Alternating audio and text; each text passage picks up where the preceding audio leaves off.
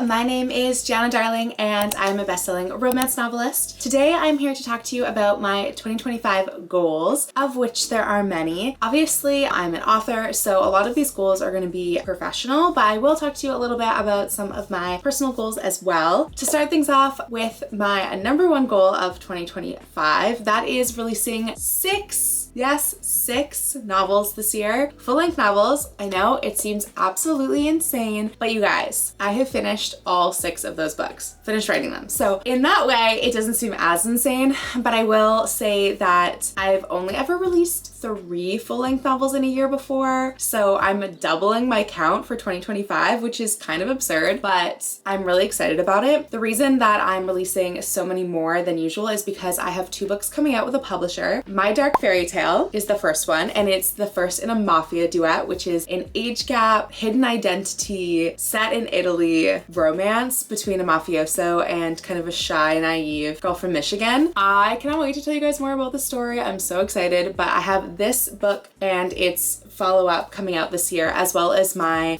4 titles I'm releasing by self-publishing, and that starts with The Moon and His Tides, which is the first book in the Impossible Universe trilogy, and that comes out actually this month, January 23rd, on paperback, Kindle Unlimited, and audio. I'm so excited about it. ARCs actually just went out and the reception is wonderful, which I'm so excited about. You guys, this is not your run-of-the-mill love story. The Moon and His Tides is just the tip of the iceberg, so I'm really excited to release this trilogy. For those of you who don't know, Sebastian is the hero of the Impossible Universe trilogy, and he is the brother of Giselle in the Evolution of Sin trilogy, Cosima in the Enslaved duet, and Elena in the Anti-Heroes in Love duet. And I recommend reading them in that order if you do want to read all of the books in the series. The Evolution of Sin is a cheating romance. The Enslaved duet is a very dark slave master romance, and the Anti-Heroes in Love duet is a mafioso and his lawyer romance. You do not have to read all of those before you read the trilogy, but obviously you get breadcrumbs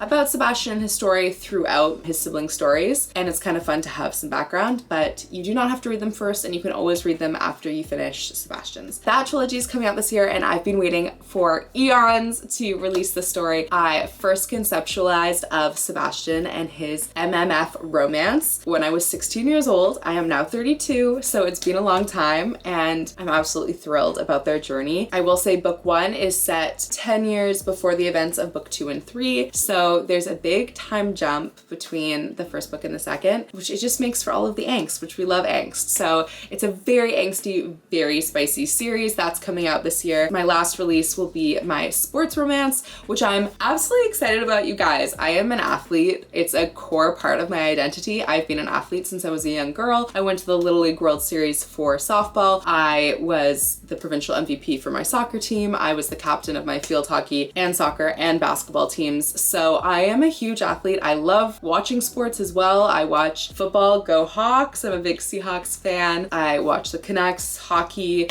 and I try to watch as much soccer as I can. I used to follow it religiously, the English Premier League, and you have to get up pretty early in the morning, and there's a lot of games to catch up on, so I've fallen by the wayside in my older years, but I'm a huge sports fan, so I'm really excited to release my first sports romance. If you had told me when I started this journey of writing that I would be known for motorcycle romance instead of sports romance, I would have laughed, because I definitely wouldn't have assumed that. Anyway, needless to say, I'm thrilled about that. So that's my biggest goal of 2025, is releasing all 6 books this year. Okay, it's a jam-packed schedule, and that means a lot of things for me as an author. Yes, all the books are already written, but there's still so much on the back end that you have to do for each release. If you're self-publishing, you have to produce it in audio, you have to get the marketing and the promo all ready to go. So for example, for The Moon and His Tides, I had a little box that went out for promo for this with the Impossible Universe little box. You can see I took everything out already, but you can see the box inside, which is like really pretty, filled with swag, and a special edition ARC paperback, which I've never done before. Here, let me get it for you. It is so amazing. So here's the ARC copy that I had done. It is so beautiful. Here's the sprayed edges, which, as you can see, is a moon and the night sky, and you can see the foiling is just beautiful. And then also the interior is just so stunning. I'm obsessed with it. Kat from TRC Designs, I highly recommend if you need a cover designer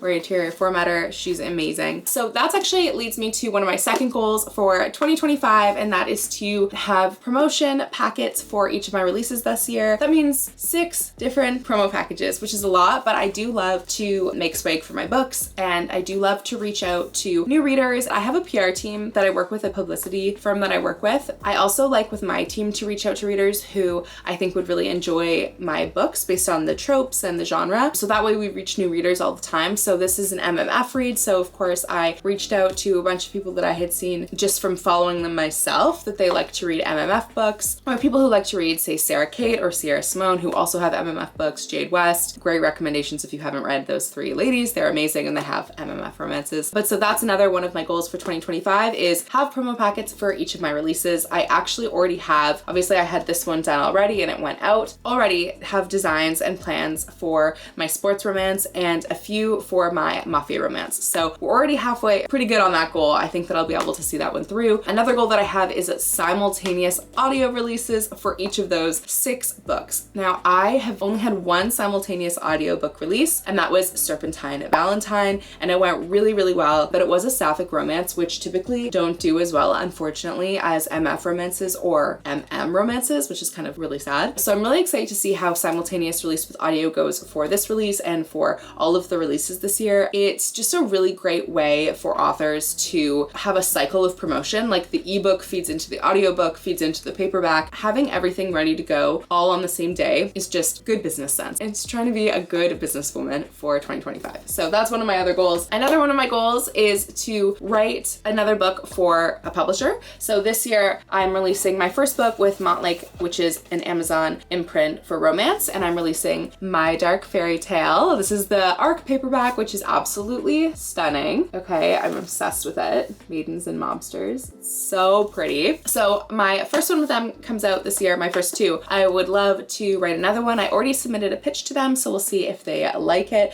It's for another mafia book. And then I also have a pitch that I am shopping around for something that is really special that I think you guys would really love. So I'm really hopeful that that gets picked up by somebody. Kind of 2025 is my first year as really a hybrid author, which is an author that publishes both indie, as in self-publishing, and also traditional, which is with a publisher. So I'd like to continue that journey and do some more on that for 2025. So I can't tell you much more about that process, obviously, but I have a wonderful agent who ships my pitch around to different publishers to see who's interested. So fingers crossed that that goes really well, because I would love to do a series with a publisher and get that sorted out this year. So another one of my goals. 2025, G also has some fun goals for follower count. Obviously, I started my YouTube channel in 2024, which was really fun. I love being on here with you guys. TikTok, I know we're all probably really sad that it's being banned in the States, but for me, TikTok never really was my jam, because I just like to come on and be myself and chat. So YouTube is a better platform for me, and I love being here. I have like 1,250 subscribers. I'd like to get to 5,000 this year. I know it seems like a lot, but I do have so many other followers on other social media platforms, and I'm hoping with the collapse of TikTok that more people move onto YouTube and maybe find me and find something worthy of watching. So that's one of my big ones. And I know that it seems like follower count on things, it can be really bad for your mental health, and it's not everything. If you have like 200 people that are all engaged, that's amazing, and engagement is really the focus. But I also have some numbers that I will go over with you guys just because they're kind of interesting, and that's that I currently have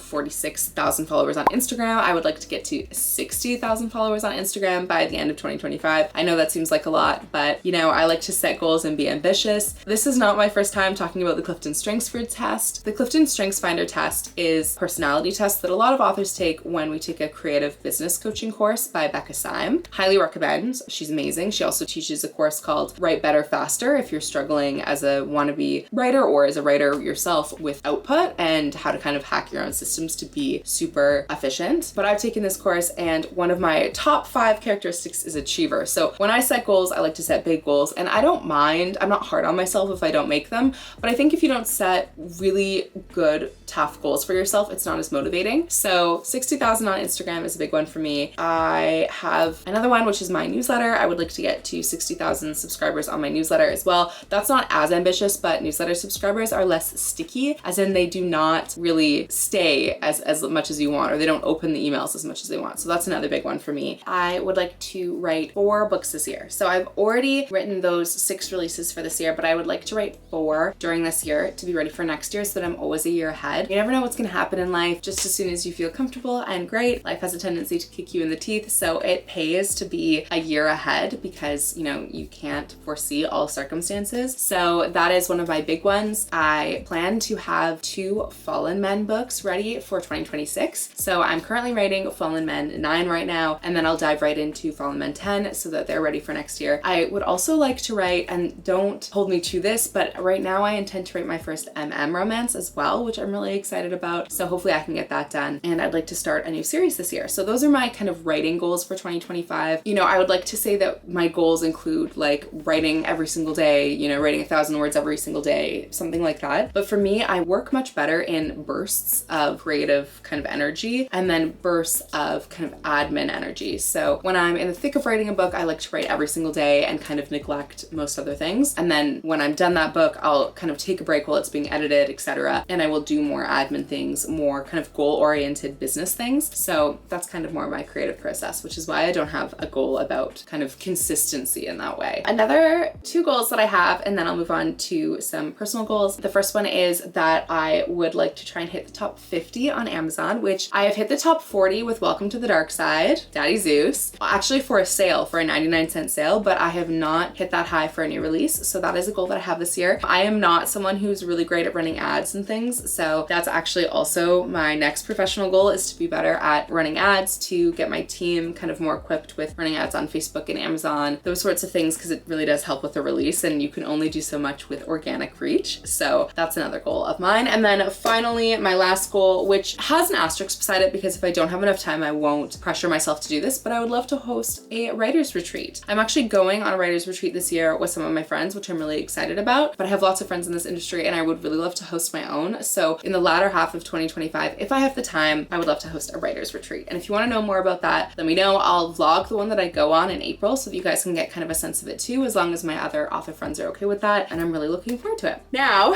let's move on to some personal goals, and we'll start with reading goals. So I am a huge reader, but I never, ever have set a numerical reading goal for a year. And I know a lot of people do that on Goodreads and a lot of people really enjoy that, but I've also heard that it brings a lot of stress. I do not set a number, but I will say that I read every single day and I usually finish, I would say, 4 to 6 books kind of a week, barring anything kind of strange, or if I'm deep in the writing cave, I won't read that much, but usually that's kind of my number. So I'd like to stick with that, and I have some specific books that I want to get done. The first one is the Throne of Glass series, which I'm actually vlogging about right now. I just started reading the series and I'm vlogging the whole thing. It's like a readathon of the series, and I will be sharing it with you guys. I am really excited about this. I read Crescent City and the Akhtar series at the end of 2024 and really loved both of them. So that's a big whammy on my list. I also promised my friend Valentine, if you've seen this video when we go to Barnes and Nobles, you can see that we set goals for each other about what books to read. And she asked me to read the entire Addicted series by Becca and Krista Ritchie. And I only read the first 3 books. So I need to move on to the next 6 books. Actually, I kind of read this series backwards. I didn't read this series about the parents, and I started with their children in the Next Gen series, which is not like the Just Like Us series, but anyway, Mafi and Pharaoh are the first kids in the first book,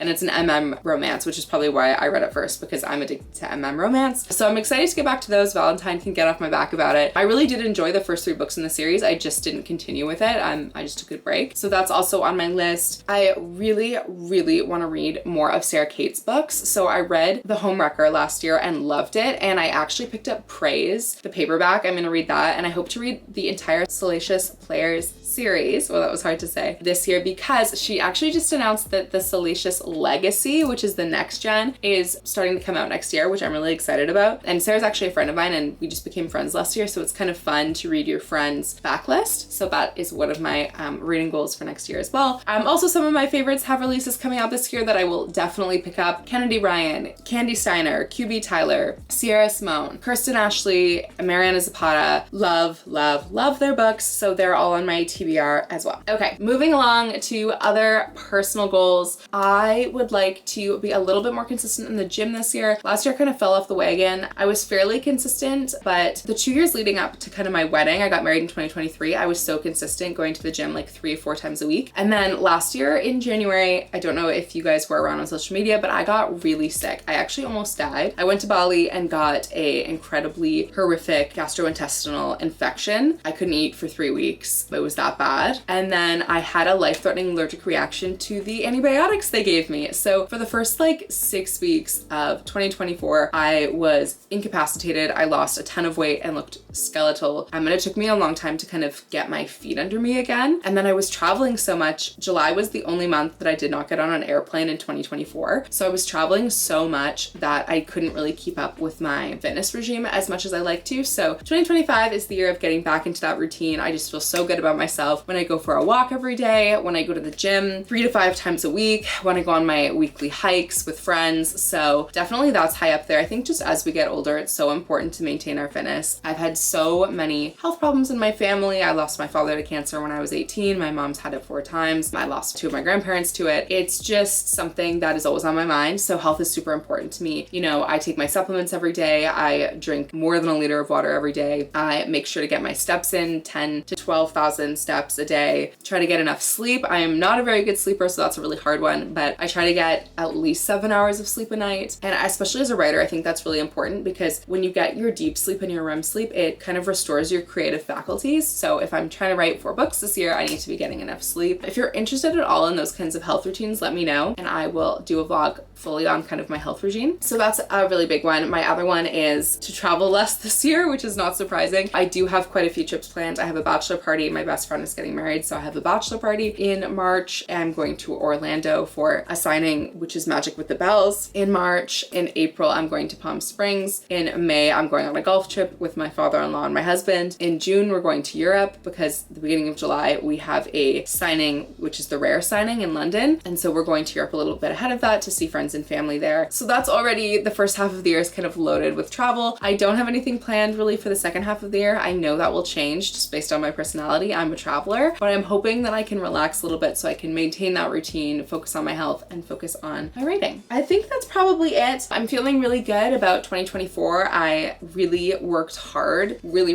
hard in 2024 and I'm really happy with the results. And I just want to kind of keep that momentum going into 2025. And I'm just so grateful for my job and for my life that every day I want to kind of build that foundation even deeper and even stronger for kind of lasting happiness and longevity. So that is my goal, my ethos for my goal setting for 2025. I'm really excited about this year and all that it holds, and I'm excited to share my goals with you. If you have any questions about any of it, just let me know, and I'm wishing you the happiest of 2025s.